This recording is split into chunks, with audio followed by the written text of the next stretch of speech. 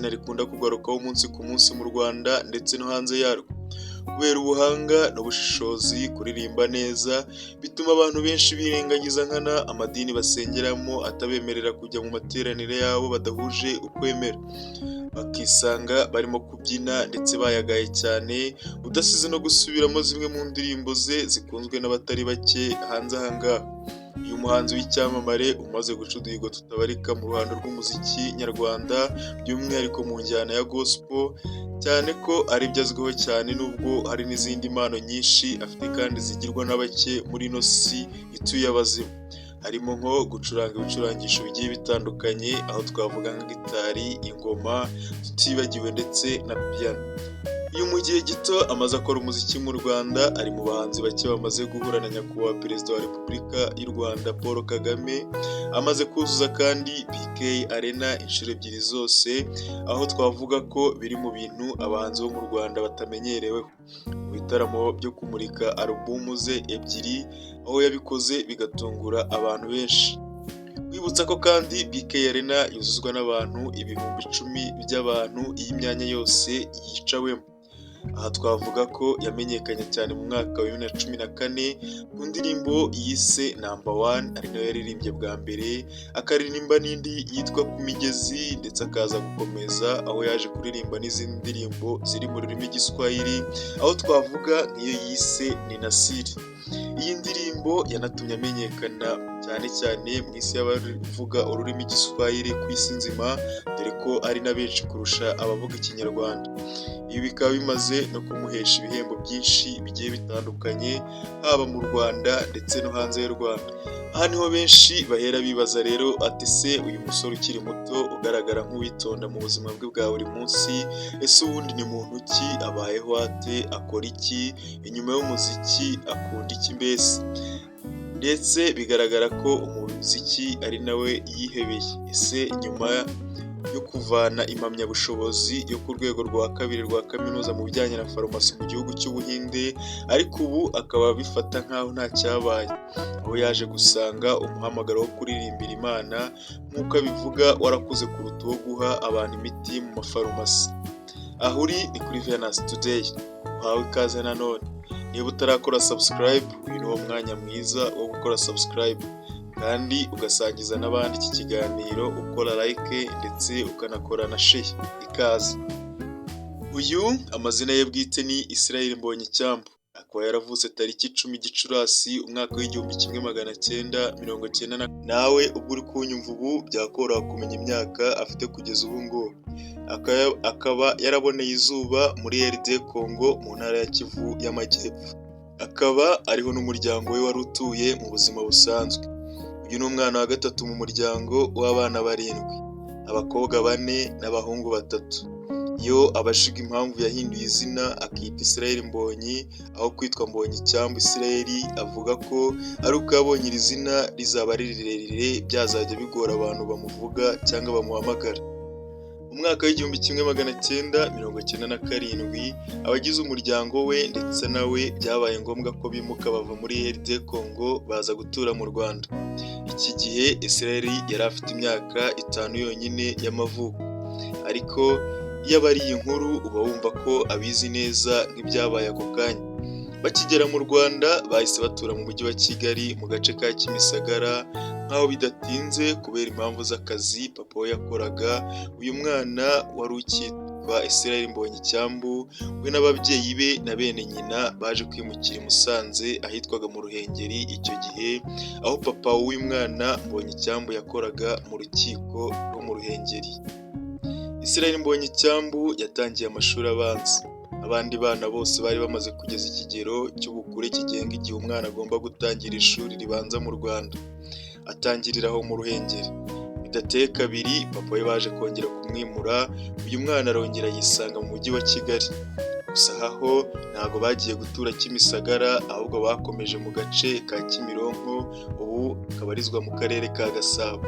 Israel Mbonyicyambu ubwo yari atangiye amashuri yisumbuye, yisanze agomba kujya kwiga amashuri yisumbuye ahitwa Ecole d'Art de Nyundo, aho ni Gisenyi ho mu karere ka Rubavu ubu ngubu.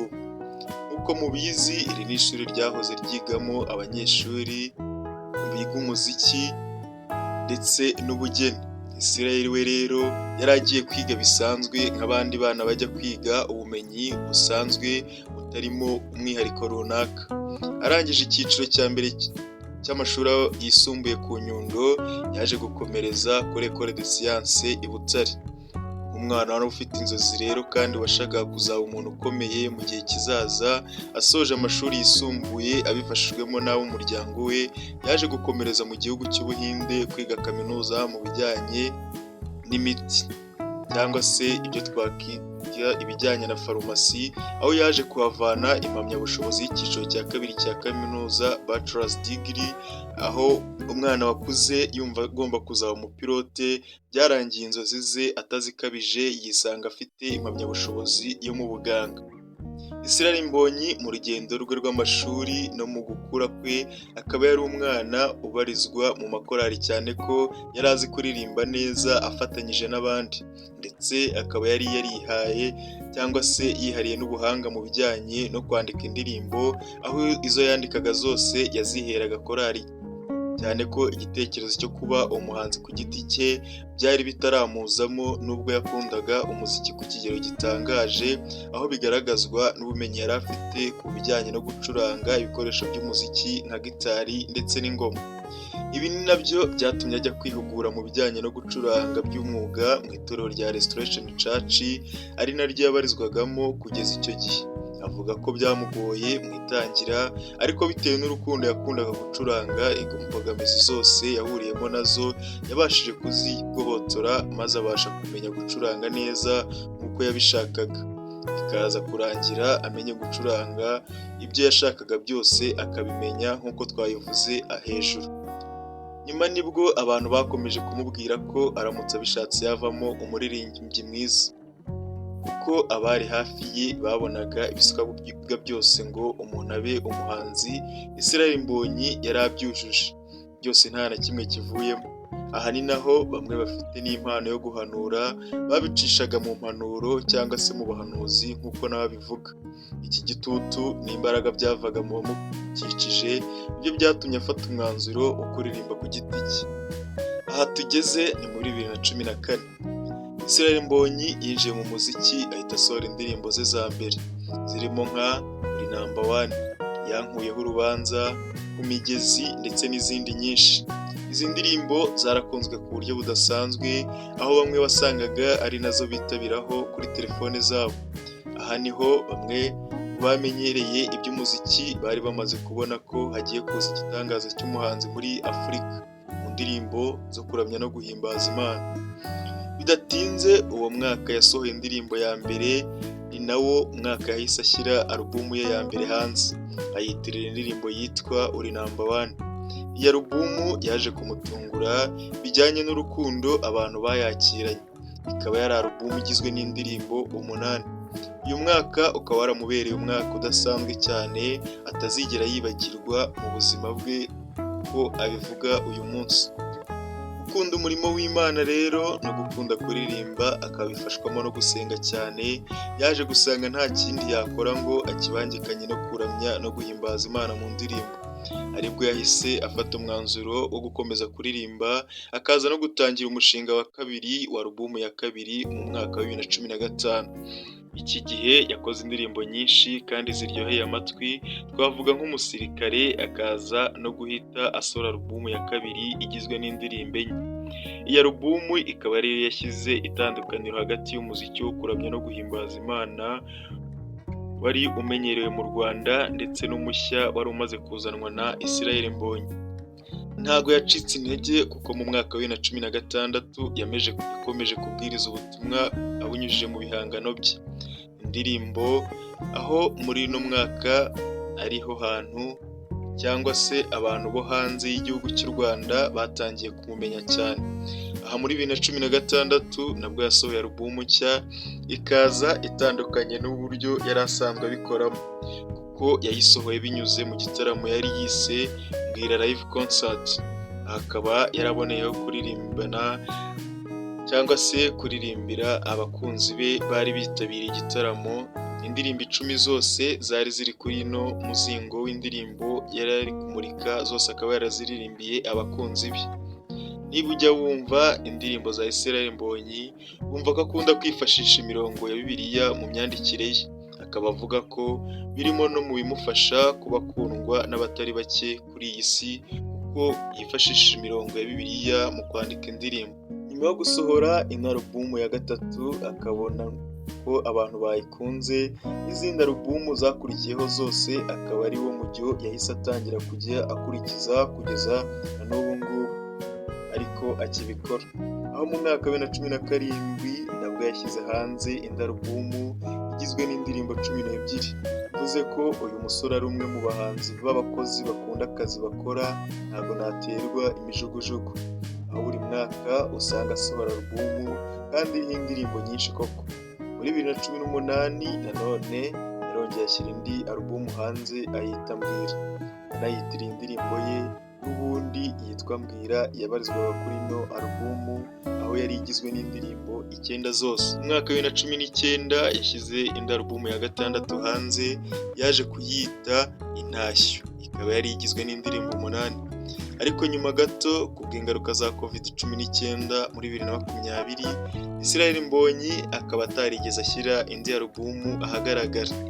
Ariko akazi ko ntago kahagaze, kuko yakomeje gusohora indirimbo nshya ndetse zanakunzwe cyane. Aho muri 2022 tariki 25 Ukuboza ariho yaje gukora igitaramo cy'amateka muri BK Arena. Igitaramo cyitwaga Icyambu Live Concert, aho amatike y'iki gitaramo yaje gushira mbere y'uko umunsi wacyo ugera. Wibuka ko BK Arena ijyamo abantu 10,000 nk'uko nabivuze. Iki gihe inkuru z'ibinyamakuru bikomeye n'ibyiga gukomera mu Rwanda, inkuru yari Israel Mbonyi wabashije kuzuza BK Arena wenyine nk'umuhanzi w'umunyarwanda.